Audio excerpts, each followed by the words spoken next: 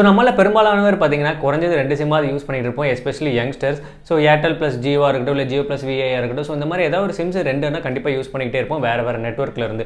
So அப்படி இருக்கிறப்போ நமக்கு பிரைமரியாக யூஸ் பண்ணக்கூடிய அந்த ஒரு சிம் மட்டும் தான் வந்து பார்த்தீங்கன்னா நம்ம ரெகுலராக ரீசார்ஜ் பண்ணிகிட்டே இருப்போம். அந்த இன்னொரு சிம் வந்து பார்த்தீங்கன்னா கடைசி அந்த முடிய போகிற நேரத்தில் டீஆக்டிவேட் ஆயிரும், அதில் இன்கமிங் கால்ஸும் வராது, அவுட் கோயிங் கால்ஸும் போகாது அப்படிங்கிற நிலமையில வரும்போது வந்து பார்த்தீங்கன்னா நம்ம வந்து மினிமமாக அந்த ஃபுல் ரீசார்ஜ் மாதிரி, அதாவது அன்லிமிடெட் பேக்ஸ் லைக் இந்த 150 199. ஸோ இந்த மாதிரி பேக்கை வந்து நம்ம வந்து போட்டுக்கிட்டு இருந்தோம். ஸோ அதுவுமே வந்து பார்த்தீங்கன்னா ஒரு பெரிய ஹெக்டிக்கான ப்ராசஸ் நிறைய பேருக்கு இருந்துகிட்டே இருந்துச்சு.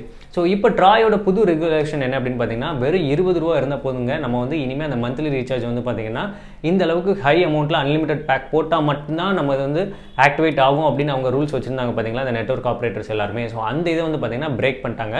ஸோ ஃபார் எக்ஸாம்பிள் இப்போ வந்து நம்ம வந்து டேட்டாவோ இல்லை கால்ஸோ டெக்ஸ்ட் மெசேஜோ எதுவுமே பண்ணாமல் இருந்தோம் அப்படின்னா நம்மளோட சிம் வந்து டீஆக்டிவேட் ஆயிரும் இல்லையா. ஸோ இது எல்லாருக்குமே தெரிஞ்சது தான். நம்ம யூஸ் பண்ணாமல் பண்ணிட்டோம் அப்படின்னா ஒரு 90 days டைமுக்குள்ளே வந்து பார்த்திங்கன்னா நம்மளோட சிம் வந்து டீஆக்டிவேட் ஆயிரும். ஸோ அதை நம்ம திரும்ப ஆக்டிவேட் பண்ணணும் அப்படின்னா நம்ம திரும்ப ஏதாவது ஒரு அன்லிமிடெட் பேக் வந்து போட்டே ஆகணும். பட் இப்போ ட்ராய் என்ன சொல்கிறாங்க அப்படின்னு பார்த்தீங்கன்னா, நமக்கு மினிமம் மெயின் பேலன்ஸில் வந்து பார்த்திங்கன்னா 20 rupees இருந்துச்சு அப்படின்னா அந்த 90 days கிரேஸ் பீரியட் முடிஞ்சதுக்கு அப்புறமும் நம்மகிட்ட வந்து ஆட்டோமேட்டிக்காக அந்த 20 rupees வந்து அவங்களே டெபிட் பண்ணிவிட்டு எக்ஸ்ட்ராவாக ஒரு 30 days வந்து எக்ஸ்டெண்ட் பண்ணுறாங்க. ஸோ இப்போ வந்து நமக்கு ஃபார் எக்ஸாம்பிள் உங்ககிட்ட 40 rupees மெயின் பேலன்ஸில் இருந்துச்சு அப்படின்னா, ஸோ அப்போ நீங்கள் உங்கள் 90 days முடிஞ்சதுக்கப்புறம் அந்த 91th day வந்து பார்த்தீங்கன்னா உங்களுக்கு 20 rupees வந்து அந்த கம்பெனியை வந்து ஆட்டோமேட்டிக்காக டெபிட் பண்ணிடுவாங்க.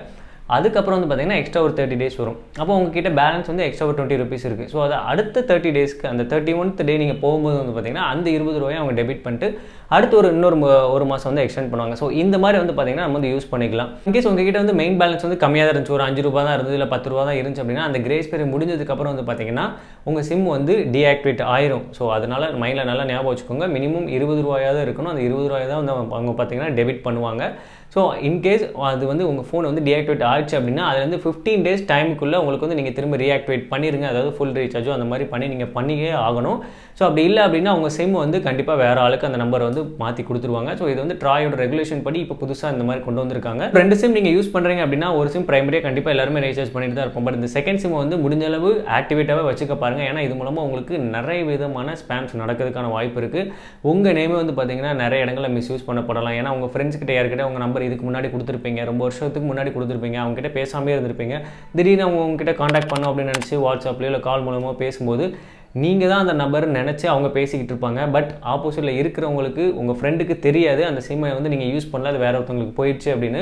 ஏன்னா நம்மளும் நோட்டிஃபை பண்ண முடியாது அந்த சிம்மை நான் இனிமேல் யூஸ் பண்ணலை, இனிமேல் இந்த நம்பருக்கு மட்டும் கால் பண்ணுங்கள் நம்ம பெருசாக யாருக்கிட்ட சொல்லியிருக்க மாட்டோம். ஏன்னா இப்போ ஆல்ரெடி டச்சில் இருக்கவங்ககிட்ட மட்டும் தான் நம்ம பேசிக்கிட்டு இருந்திருப்போம், அவங்கள்ட்ட சொல்லிட்டு இருந்திருப்போம். பட் ரொம்ப வருஷமாக டச்சில் இல்லாதவங்க திடீர்னு கால் பண்ணும்போதோ பேசும்போதோ வந்து பார்த்தீங்கன்னா அவங்க நீங்கள் தான் நினச்சி உங்ககிட்ட பேசிகிட்டு இருப்பாங்க. ஸோ அது மூலமாக நிறைய மிஸ்யூஸ் ஆக வாய்ப்புகள் இருக்குது. ஒரு சிம் ரீசார்ஜ் பண்ணுறதே ரொம்ப கஷ்டமாக இருக்குது, இன்னொரு சிம் என்னால் மெயின்டைன் பண்ணல அப்படின்னு நினச்சிங்கன்னா அந்த சிம் வந்து இதில் தான் வச்சுருந்தீங்க, லைக் எதுலாம் லாகின் பண்ணியிருந்தீங்கன்னு பாருங்கள், என்ன இதெல்லாம் ஓடிபி கொடுத்துருக்கீங்க, லைக் எங்கெல்லாம் அது வந்து பேங்க்கில் கொடுத்துருக்கீங்களா இல்லை வேறு எதுவும் முக்கியமான இடங்களில் டாக்குமெண்ட்ஸ்க்கு கொடுத்துருக்கீங்களா எல்லாமே செக் பண்ணிக்கோங்க.